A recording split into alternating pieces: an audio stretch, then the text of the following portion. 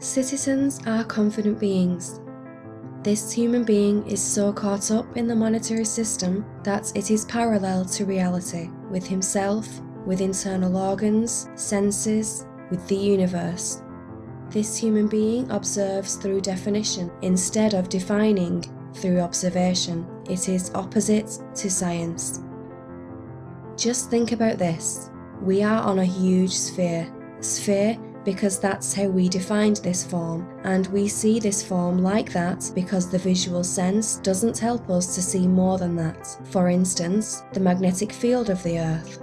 So, we're standing on this giant sphere, among other such forms in a formation called the Solar System, in an extraordinarily big galaxy. One galaxy among billions of galaxies, all in a vast darkness. How can you be so confident in this situation? More than likely, you don't realise. A father will always be confident about his parent and teacher status. He will give advice, although he has no idea about psychology or how behaviour is developed. He will be a mirror of the culture, and he will teach his son to fish, to pick up girls, play sport, to do what the father likes or what is found in the culture they belong to, and teaches the son because he's confident about his father's status. A faithful man is extremely confident that God exists. A mother is confident that her daughter is the smartest girl in the world, that she's the best cook, or that she is a very good mother. A student who learns very well at school is confident in the educational system and even is proud of his grades. A businessman is confident about his business and economy. An actor is sure that he creates art. Art is a word with personal meaning, but considered universal. But the believer does not ask if the story is real.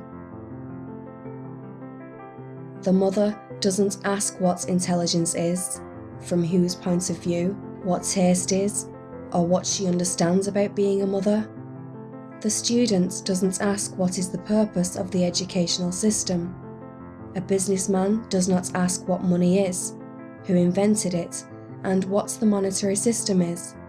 An actor doesn't ask what he is actually doing, and those who appreciate art don't ask what art really means, or which point of view is better. Art is art. Does it matter when it was done, how, and by whom? What really matters in art? Most people on the planet Earth only scratch the surface of a subject. Once you ask yourself and investigate, you will be shocked by what reality will reveal, but it will make sense. All these monetary system citizens live, unfortunately, in a blind faith. Actually, to believe in something, to have faith, is like betting on an unchecked idea and guide your life by it. It's the riskiest thing you can do.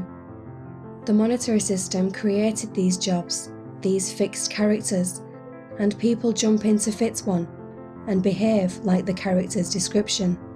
For instance, even those who oppose the monetary system are rushing to fit into organisations, groups, activists, militants, rockers, rappers. This kind of confidence, that is actually a lack of information, stops a possible change of the system, a change of self, an upgrading. The system maintains the current state. What if the actual state is harmful to you? How will you change it? With those kind of people, so confident on their ideas, which aren't actually theirs, it's almost impossible to discuss an idea that comes into contradiction with theirs. Besides, if you have noticed, nobody knows how to say, "I do not know." Everyone has an opinion about everything, and this led to many personal ideas taken as being true, conspiracies, religions, etc. It's a widespread view in a democratic society that a responsible citizen ought to have an opinion about everything. Well, you can't know very much about everything, and so your opinions are likely to be based upon bullshit. So the best thing to say is I don't know enough about it to give you an answer. I can't make a decision in that area. I don't have information on rockets or how man might survive on a distant planet. It's not my field. I don't know. That's the most difficult thing for people to say. I don't know. I can live with doubt and uncertainty and not knowing. I think it's much more interesting to live not knowing than to have answers which might be wrong.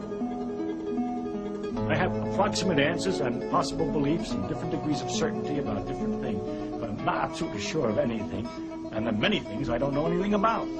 But I don't have to know an answer. I don't feel frightened by not knowing, by being lost in the mysterious universe without having any purpose, which is the way it really is as far as I can tell possible. It doesn't frighten me.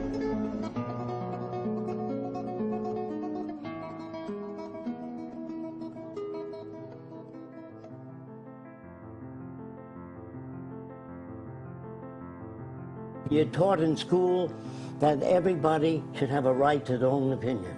Is that right? Mm-hmm. Okay. Now, suppose you lived across the way from me, and I see 10 guys coming out of your apartment, and I have a right to my own opinion. She could be a ballet instructor, language instructor. Never give people the right to their own opinion. If their own opinion is sane, and I say, what's going on there? I honestly don't know. She could be a language instructor, a ballet instructor, but if you give everybody a right to their own opinion, you think man will ever get to the moon? Nah, not in 1,000 years. I'm not interested in that. Are you a rocket expert? Do you know anything about space travel? I don't want your opinion.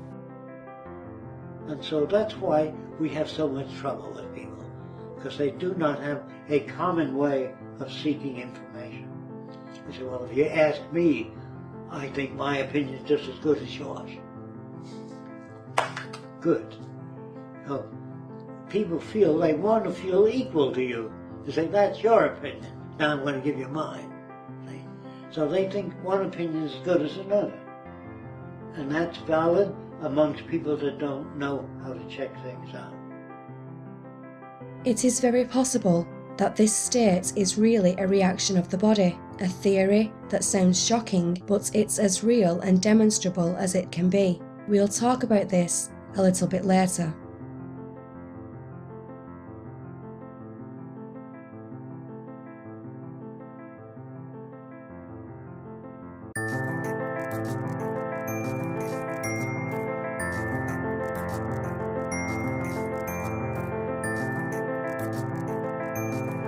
As long as you enter in conflict with another person, you will not reach any agreement.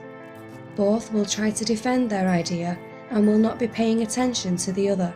Or if you notice that the other one is right, you will refuse to admit that because of the conflict state. The solution is not to get into a contradictory conversation, that is, through definition, a conversation that will not lead anywhere. A discussion is different, and when you come across such people, give them the word. I mean, if you meet a man who is faithful and believes in God, then ask him how he believes and from where he had the idea. Give him the word. Tell him that you want to believe as well, to convince you, to show you how God really exists. So maybe you will discover something new, or maybe he will realize that he is wrong. Same with a man caught in the monetary system, money, cars, business. Ask him what is the ultimate goal, where he wants to get, and what he really wants to do. Tell him that he lives and feeds with imagination, that he owns the car because others accept that and believe him, or that his business is just transferring money, and money are just some papers. It's difficult to reach such people, but you can try to give them the word, to explain why they are so confident on their thoughts. The monetary system encourages this blind faith through illusion of voting and the right to opinion, although it's doing that into an extremely separated and different society.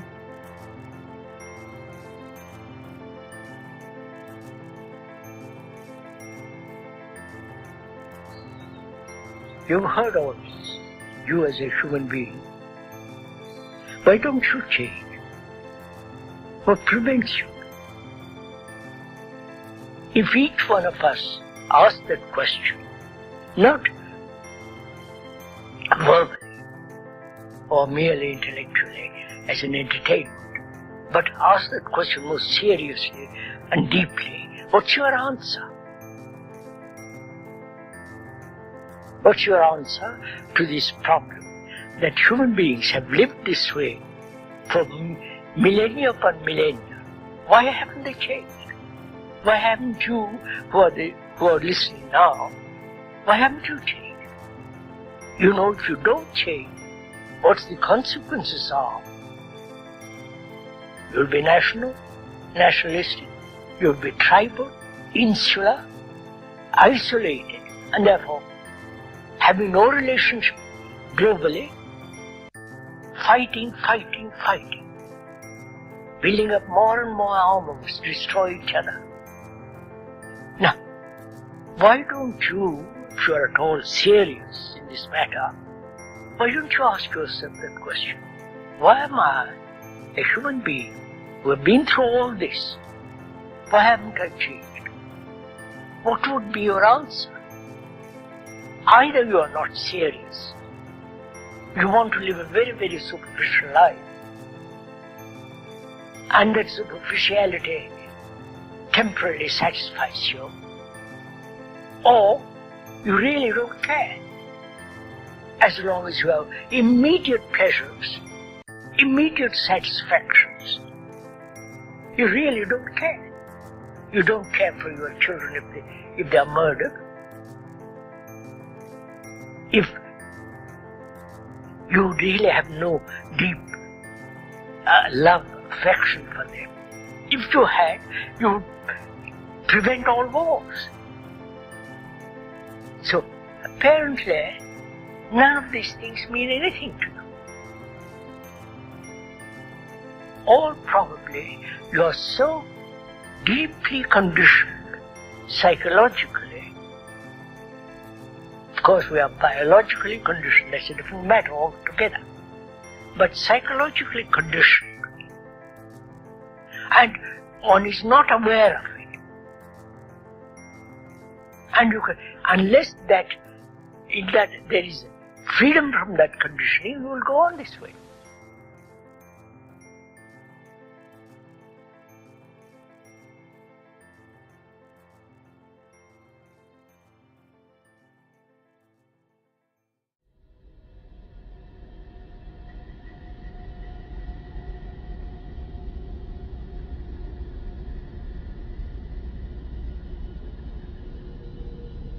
It's funny, but amazingly shocking, how people can be so confident in a situation where they know just a fraction about the environment, about their body, about the planet Earth, or the universe. How can you be so confident